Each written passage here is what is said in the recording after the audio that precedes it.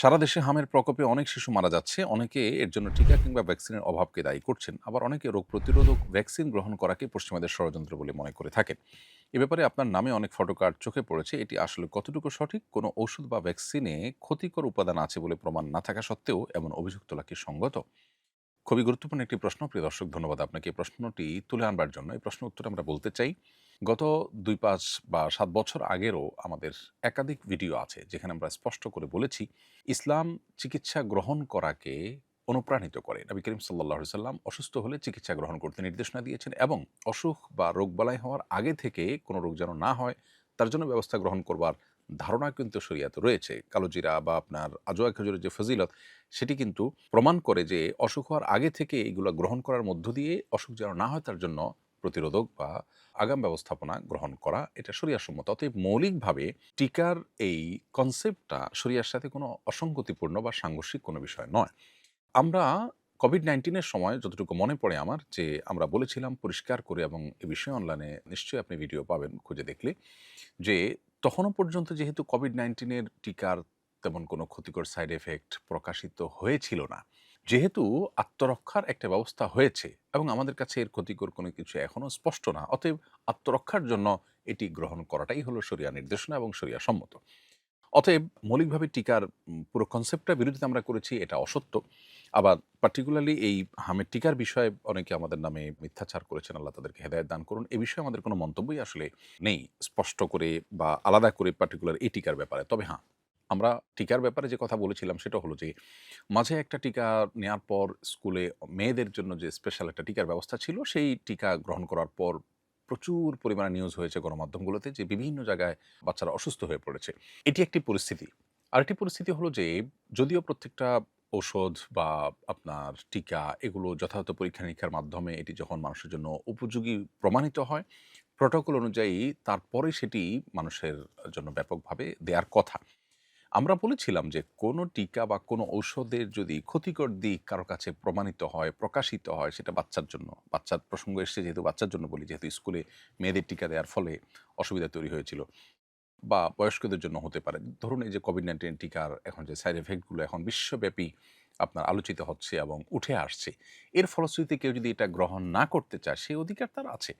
এবং এটা তো আপনার ওপেন সিক্রেট ব্যাপার যে গরিব দেশগুলো বা গরিব দেশের মানুষগুলো তাদের সাথে উন্নত দেশগুলো সবসময় ইনসাফপূর্ণ আচরণ করে না। কথা অনেক সুন্দর, সুন্দর বলে, ভালো, ভালো কথা বলে, কিন্তু ইনসাফপূর্ণ আচরণ করে না। সে বিষয়টিকে মূলত আমরা তুলে ধরেছিলাম। আমরা পুরো টিকা গ্রহণ করার প্রক্রিয়াটার বিরুদ্ধে অথবা আপনার পুরো জিনিসটাকেই পশ্চিমা ষড়যন্ত্র বলে আখ্যায়িত করিনি। অতএব এ ব্যাপারে যদি কেউ আমাদের ব্যাপারে কোনো ফটোকার্ড তৈরি করে, কোনো বিশদগার তৈরি করে, তাহলে সেটা তার একান্তই বিভ্রান্তি বা তার একটা চাপিয়ে দেওয়া বিষয় আমরা বলতে চাই। তবে একজন সচেতন অভিভাবক বা একজন সচেতন মানুষ তিনি ওষুধ হোক, টিকা হোক, যেটা গ্রহণ করছেন সেটা তার জন্য উপকারী না ক্ষতিকর, সেটার কোনো ক্ষতিকর দিক আছে কিনা, সাইড ইফেক্ট আছে কিনা, সে সম্পর্কে ওয়াকিবহাল থাকা, সে সম্পর্কে সচেতন থাকা, এটা তার কর্তব্যের অংশ। সেটা তিনি অবশ্যই তার বাচ্চার জন্য, তার নিজের জন্য সেটা বিবেচনা করবেন। কিন্তু মোটা দাগে এই বাচ্চাদের টিকা গ্রহণের এই প্রক্রিয়াটার বিরুদ্ধে আমাদের বক্তব্য যে দাঁড় করানোর চেষ্টা কেউ, কেউ করেছেন, এটা খুবই দুর্ভাগ্যজনক এবং অসঙ্গত। কোনো ঔষধ বা কোনো টিকা, কোনো ভ্যাকসিন এগুলোর ক্ষতিকর কোনো দিক প্রমাণিত না হওয়া সত্ত্বেও সেটাকে ক্ষতিকর বলা ঢালাওভাবে, এটা অবশ্যই অসঙ্গত কথা এবং এরকম কথা আমরা বলিনি। আমরা যেটুকু বলেছি সেটুকু আমি পরিষ্কার করবার চেষ্টা করেছি। অন্যের বাচ্চাকে দুধ পান করানোর জন্য কি স্বামীর অনুমতি নিতে হবে? অন্যের বাচ্চাকে দুধ পান করাবার জন্য স্বামীর অনুমতি নিতে হবে না। সেই দৃষ্টিকোণ থেকে দুধ পান করানো না করানো এটা তার এখতিয়ারভুক্ত বিষয় এবং তার একান্ত ব্যক্তিগত বিষয়। তারপরও দাম্পত্য জীবনে যেন কোনো প্রকার অশান্তি তৈরি না হয়, সেজন্য এই সমস্ত ইস্যুগুলোতে স্বামী-স্ত্রী পরস্পর এর মধ্যে বোঝাপড়া থাকাটা গুরুত্বপূর্ণ এবং ভালো। স্বামীর উচিত যেমন স্ত্রীকে তার কোনো অধিকার থেকে বঞ্চিত না করা, তাকে কোনো কিছু চাপিয়ে না দেওয়া। স্ত্রীর উচিত যথাসম্ভব স্বামীর আনুগত্য করা এবং স্বামীর সুবিধা-অসুবিধার দিকগুলোকে সবসময় বিবেচনায় রাখা। আকিকার পশু দান করে দিলে কি আকিকা আদায় হয়ে যাবে? উত্তর হলো, আকিকার পশু জবে করে তার গোশত আপনি খেতে পারেন, দান করে দিতে পারেন, তাতে আকিকা আদায় হয়ে যাবে ইনশাআল্লাহ। কিন্তু পশুর জবে করা ছাড়া শুধু পশুটা দিয়ে দিলেন কাউকে, তাতে কিন্তু আকিকা আদায় হবে না। এখানে জবে মাকসাদ, যার কারণে আল্লাহ সন্তুষ্টির উদ্দেশ্যে কোরবানির মতো করে পশু জবে করতে হবে, তাতেই আকিকা আদায় হবে। ইমানের সাথে মৃত্যু হওয়ার কি কোনো আমল আছে? জানাবেন প্লিজ। ইমানের সাথে মৃত্যু হওয়ার জন্য অনেক আমল আছে। সবচেয়ে বড় আমল হলো ঈমান আনয়ন করা এবং আত্মশুদ্ধি করা। অর্থাৎ নিজেকে পরিশুদ্ধ করবার চেষ্টা অব্যাহত রাখা হলো ঈমানের মৃত্যুর সবচেয়ে বড় এবং সবচেয়ে সাধারণ এবং কমন উপায়।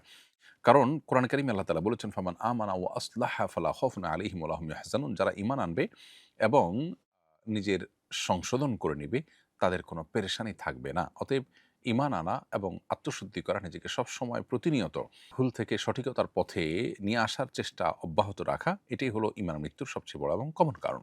পাশাপাশি বিভিন্ন আমলের বিনিময়ে জান্নাতের কথা বলা হয়েছে, শুভ পরিণতির কথা বলা হয়েছে, সবগুলোই ঈমানে মৃত্যুর আমল হিসেবে বিবেচিত হতে পারে। যেমন নবী করিম সাল্লাল্লাহু আলাইহি সাল্লাম আমাদেরকে দোয়া শিখিয়েছেন। আমরা যেন আল্লাহর কাছে দোয়া করি যে, আল্লাহ আমরা যেন ভালো পরিণতির দেখা পাই। আমাদের পরিণাম যেন ভালো হয়। হোসনে খাতেমাহ বা শেষ পরিণাম যেন আমাদের ভালো হয়। অতএব আল্লাহ তাআলার কাছে সে দোয়া আমরা নিবেদন করতে পারি। আল্লাহ যেন আমাদেরকে মৃত্যু দেন ঈমানের সাথে।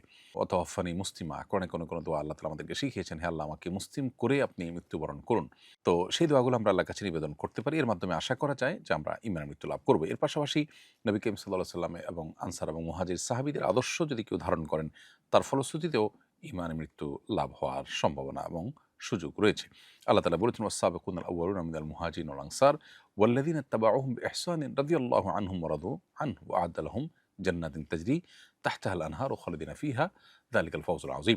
যার অর্থ হলো যে পূর্ববর্তী মুহাজির এবং আনসার সাহাবী এবং যারা তাদের পরবর্তীতে ভালো কাজ কর্মের মাধ্যমে তাদের অনুসরণ করেছে, তাদের অনুকরণ করেছে, এ উভয়ের উপর আল্লাহ তাআলা সন্তুষ্ট এবং তাদেরকে আল্লাহ তাআলা জান্নাতে প্রবেশ করাবেন। অতএব আশা করা যায় যে আমরা যদি নবী আলাইহিস সালাম এবং মুহাজির এবং আনসার সাহাবীদেরকে অনুসরণ করি, তাদের আনুগত্য করি, নেক আমলের ক্ষেত্রে তাদের ফলো করি, তাহলে ইনশাআল্লাহ বিইذনিল্লাহ সেটি আমাদের জান্নাতে যাওয়ার কারণ হতে পারে এবং সেটি আমাদের ঈমানের মৃত্যুর কারণ হতে পারে। যেহেতু জান্নাতে যাওয়ার ওয়াদা করা হয়েছে, ঈমানের মৃত্যু তার জন্য তো অবশ্যই আবশ্যক। সেজন্য ঈমানের মৃত্যু এখান থেকে হতে পারে ইনশাআল্লাহ তাআলা। আসুন্নাহ ফাউন্ডেশন, উম্মার স্বার্থে সুন্নাহর সাথে।